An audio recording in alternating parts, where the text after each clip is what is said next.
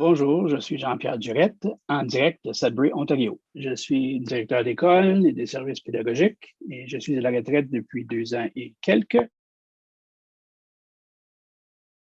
Notre mandat initial était vraiment brisé en trois grands éléments. En premier lieu, c'était le processus de l'appel d'offres. Donc, comment faire demande des équipes performantes pour qu'elles soumettent des projets, donc des prototypes. Deuxièmement, il fallait bien trouver une façon de les accompagner, les appuyer avec nos expertises et nos expériences. Dernièrement, c'est tout simplement faire le tour du tout et de ressortir les enseignements, donc les leçons apprises et les recommandations de toutes ces expérimentations-là.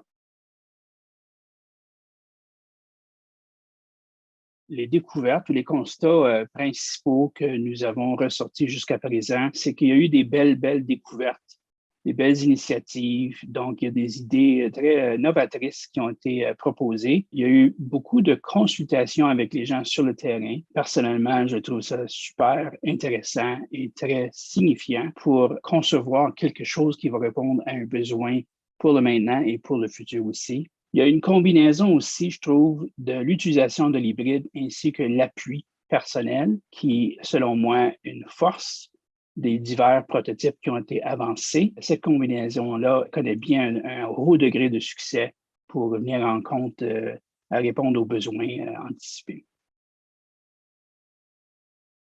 Le processus était très différent des autres équipes performantes. Dans le début du processus de sélection des prototypes, nous devions quand même avoir beaucoup de réflexion à savoir quelles seraient nos attentes. Qu'est-ce qu'on voulait avoir comme éléments principaux, comme présentation, comme documentation, pour bien présenter les prototypes de chacune des équipes performantes. Alors, pour ce faire, nous avons cru bon élaborer un guide d'encadrement qui avait quand même justement fait état de ces éléments-là de base. Donc, ça comprenait tout simplement un rappel de notre mandat. Ça comprenait aussi des éléments importants tels que les valeurs ou les principes de base. Puis après, on parlait aussi de l'innovation et d'autres éléments très importants pour nous dans la soumission d'un prototype de qualité pour faire face aux enjeux qui avaient été présentés. On se pose la question, est-ce qu'on devrait avoir un gabarit comme tel de comment nous présenter un prototype? Puis pour nous, ce n'était pas nécessairement le comment, c'était la qualité du contenu. Les valeurs que l'équipe 3.1 a sélectionnées comme étant celles principales étaient donc l'accessibilité, la diversité, l'équité, la décolonisation qui est un peu différent et l'inclusion.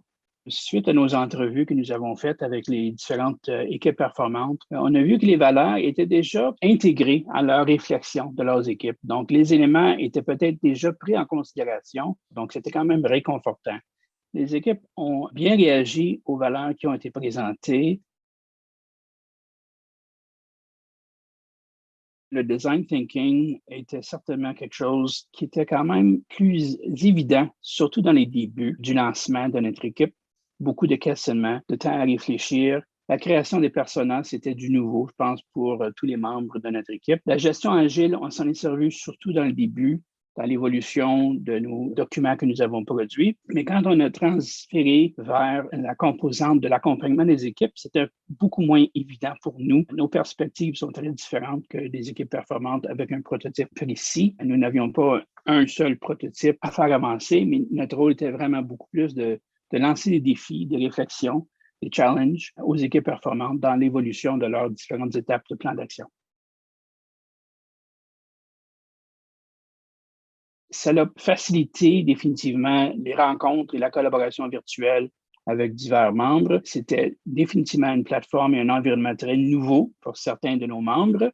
Donc, ça a occasionné certains défis techniques. La pandémie a rendu plus compliqué, surtout le travail des équipes performantes, puisque leur mise en action de leurs prototypes était parfois sur le terrain, dans les écoles.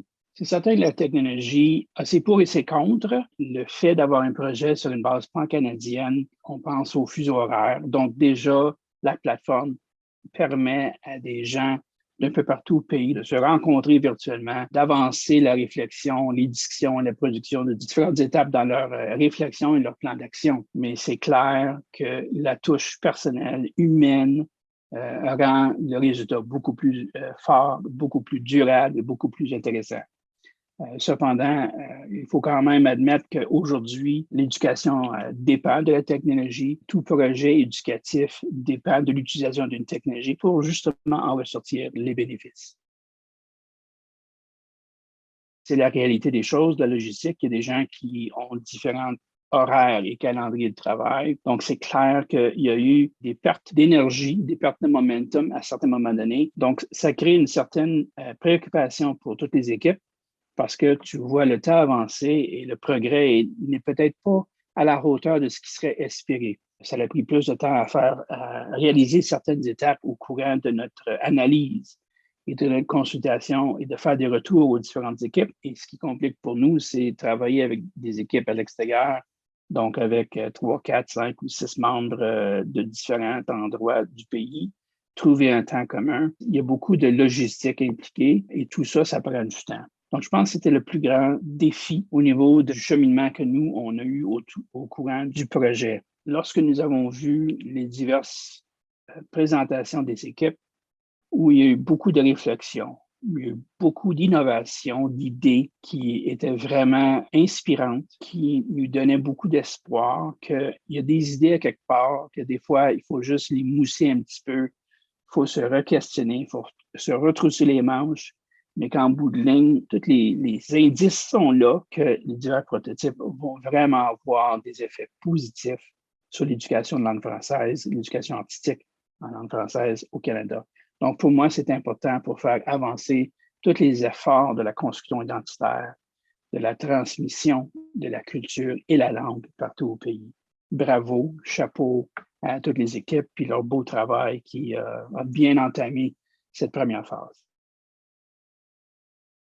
Si je tente de résumer l'impact des divers prototypes qui ont été avancés, je crois qu'il y a plusieurs pistes fort intéressantes à continuer à explorer, à mettre en place dans un centre d'expertise éventuel, sous une forme ou une autre, parce qu'il y a beaucoup d'interactions avec les gens sur le terrain.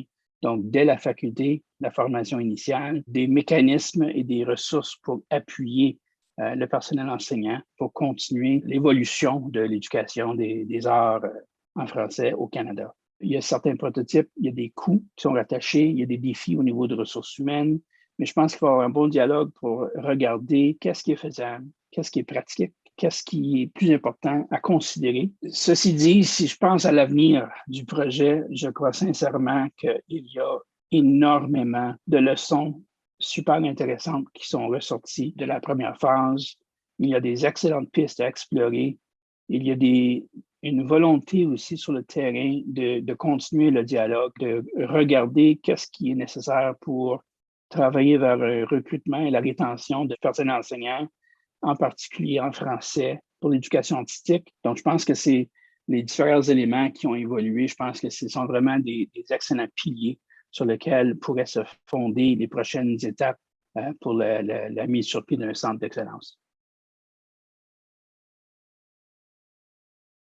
Pour moi, ce qui était vraiment l'incitatif de prime, c'était regarder à créer quelque chose de nouveau qui n'existe pas, mais avec l'intention de rehausser la qualité de l'éducation de langue française par l'entremise de l'éducation artistique. Pour moi, les arts, c'est un moyen de véhiculer la transmission de cette belle culture, de cette langue aussi partout, mais c'est une culture qui est dynamique. Alors pour moi, c'est un moyen par excellence de favoriser cette transmission-là de langue et de culture. Pour moi, ce que j'ai retenu de l'expérience, essentiellement, c'est la richesse de la collaboration avec autant des gens administratifs, des pédagogues, des visionnaires, des enseignants qui sont sur le terrain et j'ajouterais définitivement les artistes. Je pense pour moi, personnellement, les arts ont toujours été un véhicule extraordinaire au sein d'une école, surtout avec des enfants qui n'ont peut-être pas toujours l'occasion